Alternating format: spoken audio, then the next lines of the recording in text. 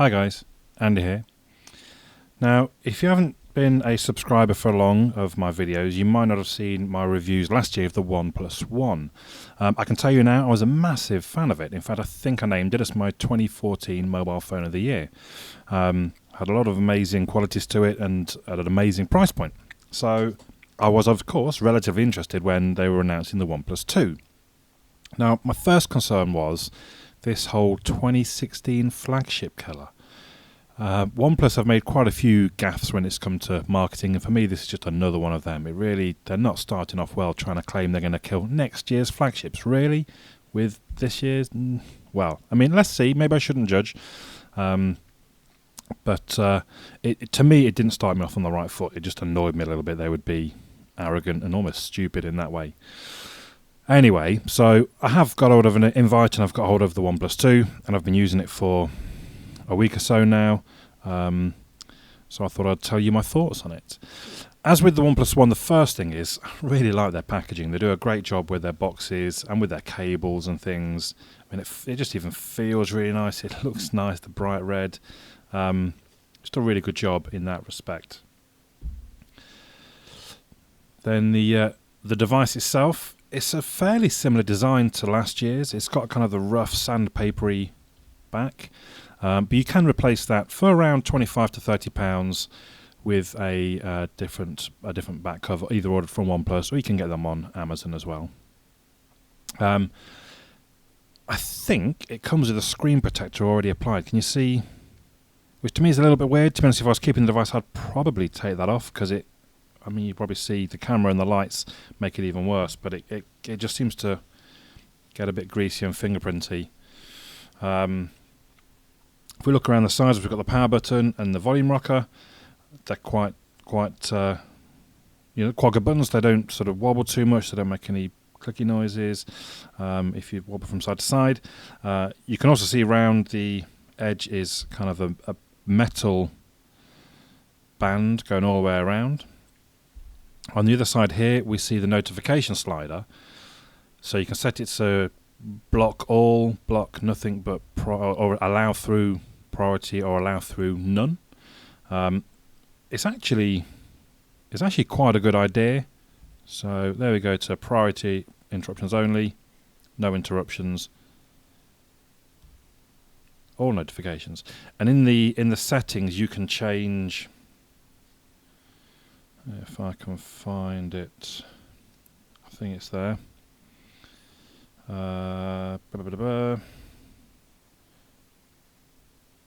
Interruptions. So you can say their priority interruptions are. It could just be events and reminders. So I put calls and messages, and then you can say only from your contacts, only from your starred contacts. So that might be like family and close friends. So almost like you would imagine it might be an emergency or a call you would really want to take. So it's actually, I think I do like the idea. I think maybe just because I'm not used to it, I kept forgetting to use it. Well, I don't think I used it once, but it is quite a good idea. Speaker down the bottom, pretty good, quite loud. Actually came one of my loudest devices over the average of the 3 tests that I do. Although the quality, nowhere near like the 6P, for example, but loud enough. When you've set an alarm, use a countdown timer when you're cooking, perhaps it's very loud. You wouldn't miss it, definitely. Also, we've got the USB-C connector, which you might be aware of is it's the sort of the successor of the micro USB port. At this stage, it's almost a bit of an annoyance though, because you don't have many USB-C cables laying around. And I'm not sure you can entirely tell when it's fast charging and when it's not, and things like that. So it does allow for 3 amps, whereas micro USB, I think, goes up to 2.4 at most, or maybe 2.1, or something like that. So it does allow for much more things, but at this point, I think it's only USB Type 2, or I'm not entirely sure. OnePlus haven't gone the whole hog. They've just changed the connector, not necessarily upgraded the specs of it. It's a little bit weird. If we talk a bit about the actual hardware, it's the Snapdragon 810 chipset. It's octa-core, so it's got 2 quad cores, a 1.56 Cortex-A53 and a 1.82 Cortex-A57. It's got the Adreno 430 GPU. This particular version, which is the 64 gig version, has 4 gig of RAM. The 16 gig version has just 3 gig. I say just, that's probably still plenty. The screen itself is 1920 by 1080, which is 401 pixels per inch. And I would suggest generally it looks pretty good. It's not quite as bright as something like perhaps my Note 5. I do have a light meter now, and it clocks up somewhere around the 600s, where the Note 5 goes into the 700s. It does have Gorilla Glass 4, which again might make you wonder, well, why have they put a screen protector on? If they have, I think they have. It probably says somewhere, and I've not even noticed. We can remove the back to show you. Well, actually, I won't pull out the SIM tray, but you'll have to take my word for it. But there's a dual SIM tray in there. And obviously, I've only got one SIM card in. Well, I say obviously, I only have one SIM card, so that's all I'm going to put in it. But actually, I guess it could be very handy to those that do have more than one SIM card. So obviously, you can see there, SIM 2 is empty. Look, it tells me there the details. And you can change what the SIM card, mobile data uses SIM card 1, calls could use SIM card 2, and SMS messages could use SIM card 2. So I think that's that could be quite handy. Let's see, the fingerprint sensor I think actually is quite poor. So I've got two problems with it. One, see, it doesn't always do that. Why? It's done it there. There's been other times I'll put my thumb on it and nothing at all happens. I have to press the power button. Look at that every time. Maybe it's just...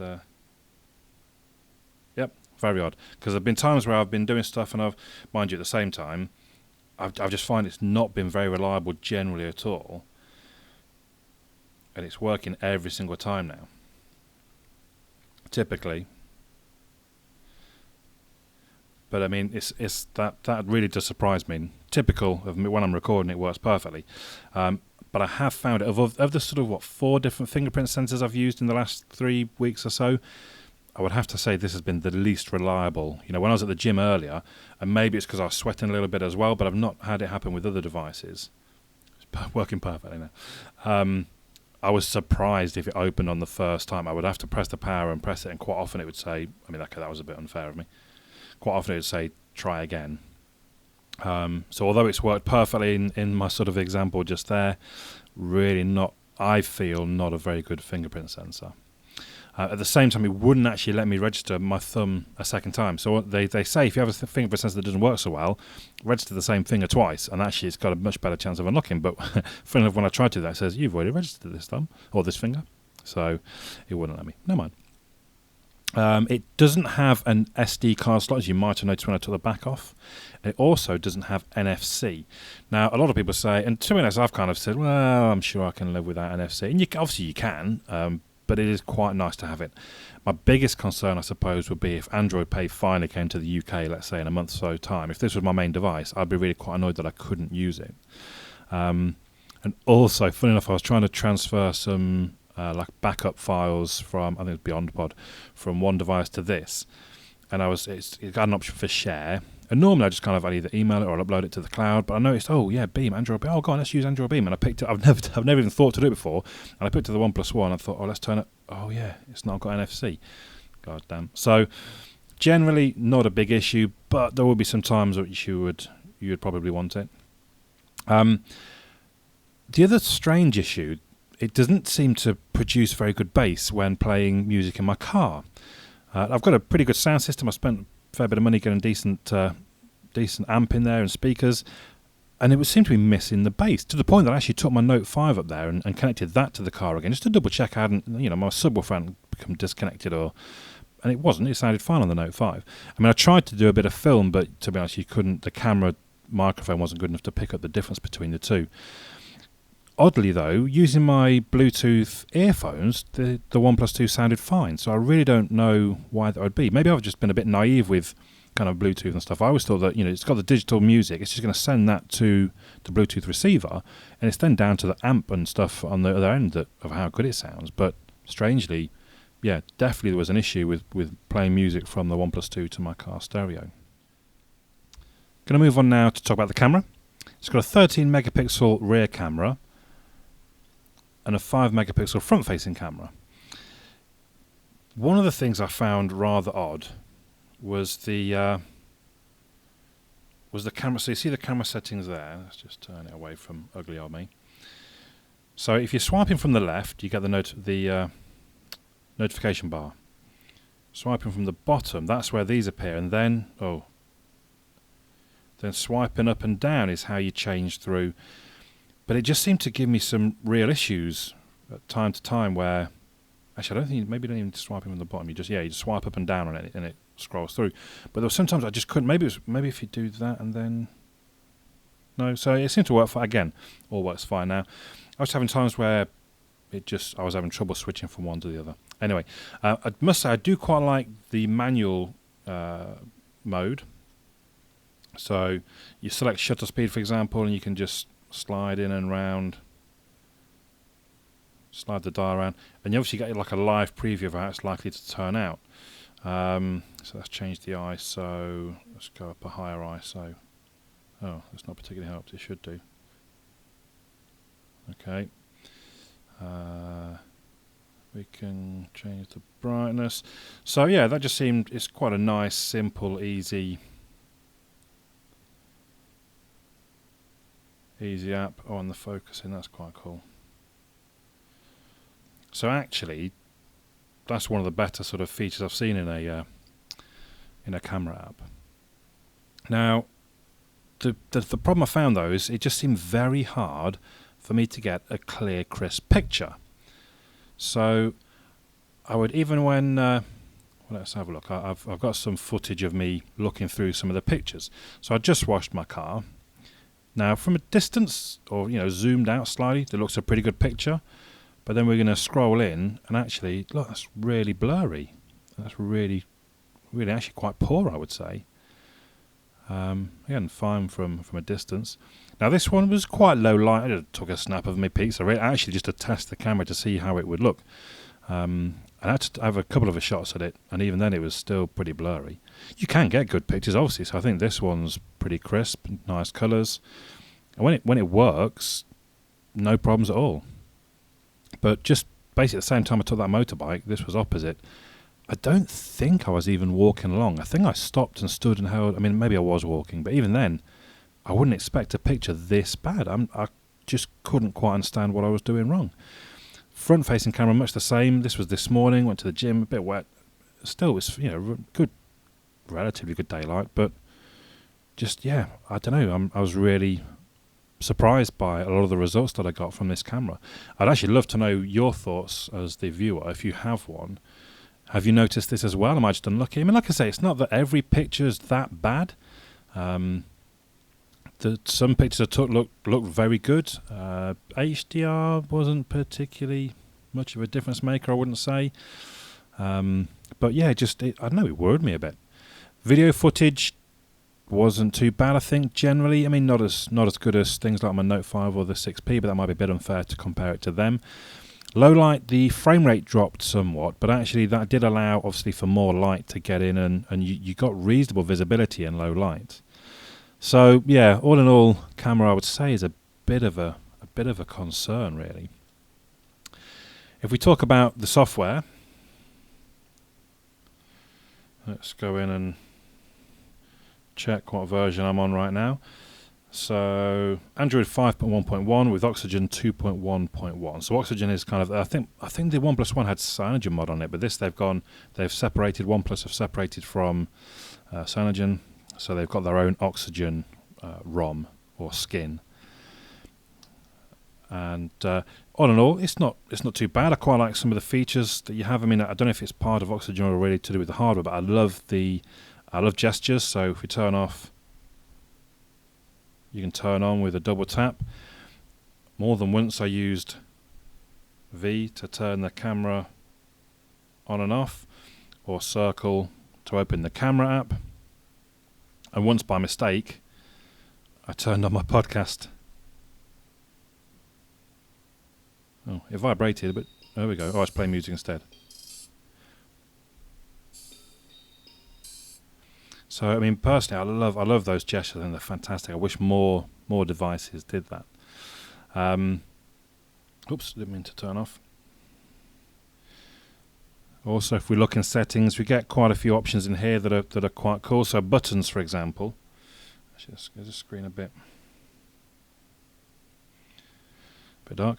So you can actually you can turn on or off on-screen navigation buttons. When you turn them on, the backlight to the capacitive buttons goes off, so you wouldn't really know anything was there. You can have the home button always enabled with that slide. We then get like long press and double press or double tap actions for each of the buttons along the bottom. You can also swap them, so if you prefer, so I did prefer this one to, I mean, I've been using the capacitive buttons. I prefer that to be back and that to be the app switcher, but you know, you get that choice there. So I like that sort of that option there. We also, if we go into, so that's where it mentions the different gestures that we have. If we go into display, we get a color balance. I think that's quite cool. Again, I don't really mess with that, to be honest. Was there anything else in the settings? Oh, so where's so customization? I'm in dark mode. You about to change it? Yeah, go on. We're back into, that's the light mode. Back to dark mode, and you can change the accent colour. This is quite cool, I think. You can go pink, look, and then everything goes pink. So little bits like that are quite cool. I like those additions. And it certainly seems slick, fast and slick. I don't think at any point did I notice any lag. So definitely performance-wise, very, very good, I would suggest. The battery is a 3,300 milliamp hour non-removable LiPo battery. There's no Qi charging, and I'm not entirely sure, if I'm honest, about quick charging, because, like I say, it doesn't really give you sort of notifications and such to explain. I have to say, all in all, the battery, so I remember the battery in the OnePlus One was pretty amazing, but not really the case in the OnePlus 2. So it's had a relatively heavy morning because I've been to the gym, so I use it playing music through the Bluetooth. I use it to track my sets of what I'm lifting, so the screen comes on and off quite often. Although screen on time probably won't be 44 minutes. For me, that's at this time of day, that's relatively high. It thinks I've got 14 hours left, so I'll get through a day, definitely no problem. But I seem to remember the OnePlus One would last 2 days if I particularly need it, and I just don't feel the battery in the OnePlus 2 can match up to that. Hackability wise, there seems to be quite a lot of support on the XDA forums for custom ROMs and more, you know, for unlocking, for routing, for recoveries. That all seems quite well supported, as I think the OnePlus One was. If we talk about the price briefly, so the 64 gig version, this one cost me £289. You can get the 16 gig for £239. You will have to pay £10 postage, which took a week to come, 5 working days on the weekend. I have seen others have received theirs in sort of 4 days, so it doesn't necessarily take that long. In some ways, so I remember last year I was like blown away by the price and the quality of the device. In some ways, not so much this year, just because I've used a few of the Chinese devices, which actually they cost sort of kind of £120, £150, the Xiaomi's and stuff like that. Even the Smart Ultra 6 from Vodafone, things like that. So they're even cheaper than this, and they give a very similar performance. So now I'm not quite as amazed by the OnePlus sort of pricing.